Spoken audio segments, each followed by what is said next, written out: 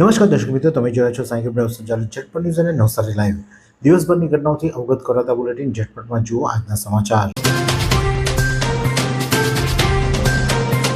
નવસારી જિલ્લાના ચીખલી ખાતે મારામારીનો video social મીડિયામાં વાયરલ થયો છે. ચીખલી દેગામ સ્થિત આવેલી વારી સોલાર કંપનીની બહાર કર્મચારીને ફિલ્મ સ્ટાઇલે માર મારવામાં આવ્યો. કંપનીમાં નાઇટ શિફ્ટ દરમિયાન વર્કરો સૂઈ જવા બાબતે કર્મચારીએ કંપનીમાં રિપોર્ટ કર્યો હતો અને રિપોર્ટને પગલે વર્કરોને કંપનીમાંથી છૂટા કરી દેતા અદાવત રાખી કર્મચારીએ 5 જેટલા શખ્સોએ મળીને એક યુવાનને માર માર્યો હતો.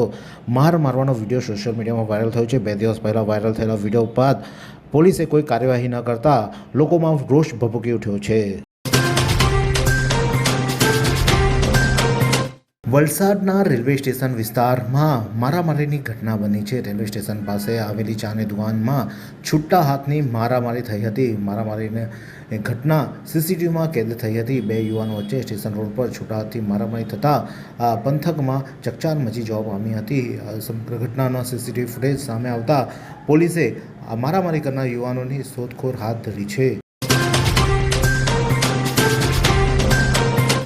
નવસારી દશેરા ટેકરી વિસ્તારમાં ગઈકાલે રાતે હાઈ વોલ્ટેજ ડ્રામા સર્જાયો હતો.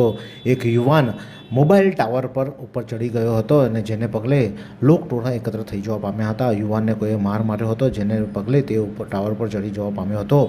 જોકે સ્થાનિકોએ તેને સમજાવ્યો હતો અને સ્થાનિકોના સમજાવતા તે ઉપરથી નીચે આવી ગયો હતો અને આ ઘટનાની જાણ પોલીસને થતાં પોલીસ ત્યાં પહોંચી હતી અને પોલીસે યુવાનને પકડી અને પોલીસ મથકે લઈ જવામાં આવ્યો હતો. સ્થાનિકોના જણાવ્યા અનુસાર યુવાને કોઈ નશો કર્યો હોય તેવું પણ લાગી રહ્યું હતું.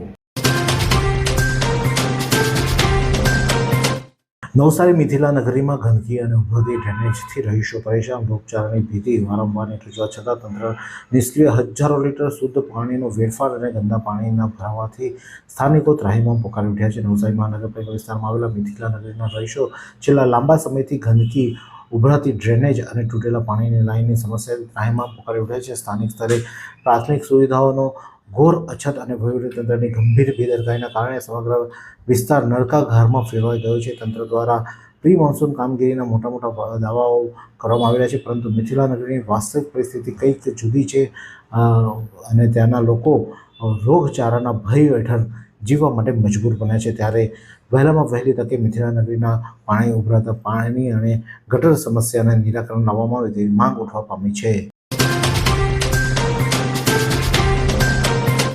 ચીખલી પંથકમાં લાંબા વિરામ બાદ ફરી વરસાદી ઝાપટા. દક્ષિણ ગુજરાતમાં હજુ ચોમાસાની વિગતવાર શરૂઆત થઈ નથી, પરંતુ વેસ્ટર્ન ડિસ્ટર્બન્સને લઈને નવસારી સહિત વિસ્તારોમાં છૂટાછવાયા ઝરમરિયા વરસાદ થાય છે, જેને છેલ્લા કેટલાય દિવસથી વરસાદી ઝરમર પણ બંધ થઈ ગઈ હતી અને વાતાવરણમાં અસહ્ય ઉકળાટ બફારો અનુભવાતો હતો.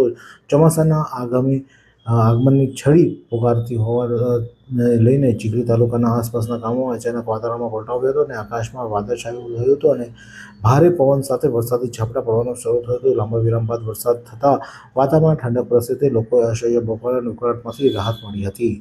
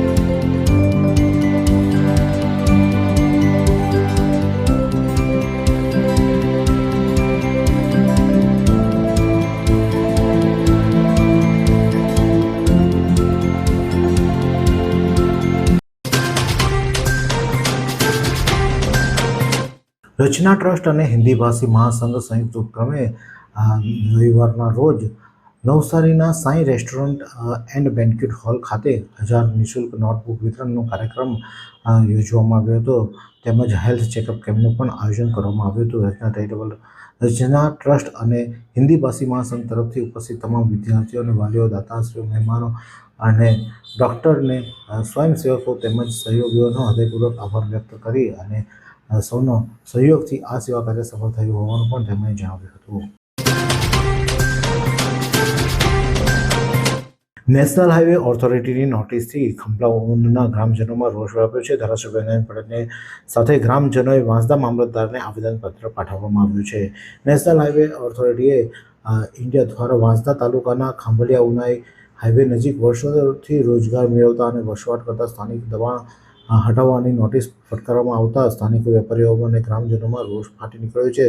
આ નોટિસના વિરોધમાં ખંભલાઉ ગ્રામ પંચાયતના સરપંચ અને મોટી સંખ્યામાં અસરગ્રસ્ત ગ્રામજનોએ વાંસદા તાલુકા સેવા સદન ખાતે વાંસદા મામલતદારને રૂબરૂ મળી એક લેખિત આવેદનપત્ર પાઠવવામાં આવ્યું હતું અને તેમાં ધારાસભ્ય અનંત પટેલ પણ ખાસ ઉપસ્થિત રહ્યા હતા અને યોગ્ય ન્યાયની માંગ કરવામાં આવી છે. નવસારી જિલ્લામાં ડ્રોપઆઉટ રેશિયો ન્યૂનતમ સ્તરે લાવવાની શિક્ષણ વિભાગની ઝુંબેશ સકારાત્મક પરિણામ. નવસારી જિલ્લામાં શાળા છોડી દેનાર બાળકોની સંખ્યા ન્યૂનતમ સ્તરે લાવવા માટે શિક્ષણ વિભાગ દ્વારા હાથ ધરેલા ઝુંબેશ સકારાત્મક પરિણામ જોવા મળ્યા છે. કલેક્ટર અને ડીડીના માર્ગદર્શન હેઠળ શિક્ષણ વિભાગની ટીમે છેલ્લા 1.5 થી 2 માસથી સતત મહેનત કરી અને ડ્રોપઆઉટ બાળકોને ફરી શિક્ષણના મુખ્ય પ્રવાહમાં સામેલ કર્યા છે. ડ્રોપઆઉટ રેશિયો ઘટ્યો છે. છેલ્લા 1.5-2 માસથી સતત ડ્રોપઆઉટ ડોર ટુ ડોર મુલાકાત લઈ 66 બાળકો શિક્ષણથી વંચિત હતા તેમને ફરીથી લાવવાનો પ્રયાસ હાથ ધરવામાં આવ્યો છે. ચોરી તથા ગુમ થયેલા 10 મોબાઈલ ફોન મૂળ માલિકોને પરત કરાયા. નવસારી ટાઉન પોલીસના પીઆઈ કેડી નકુમ અને સેકન્ડ પીઆઈ વીઆર ભરવાડ દ્વારા તારીખ 29મી જૂને 13 તુજકો અર્પણ કાર્યક્રમ યોજાયો હતો જેમાં ટાઉન પોલીસની હદમાં ચોરી થયેલા તથા ગુમ થયેલા અલગ અલગ કંપનીના 10 જેટલા મોબાઈલ ફોન અંગે તપાસ કરી મોબાઈલ પરત મેળવી કુલ 1,83,500ની કિંમતના 10 નંગ મોબાઈલ ફોન તેના મૂળ માલિકોને પરત કરવામાં આવ્યા હતા.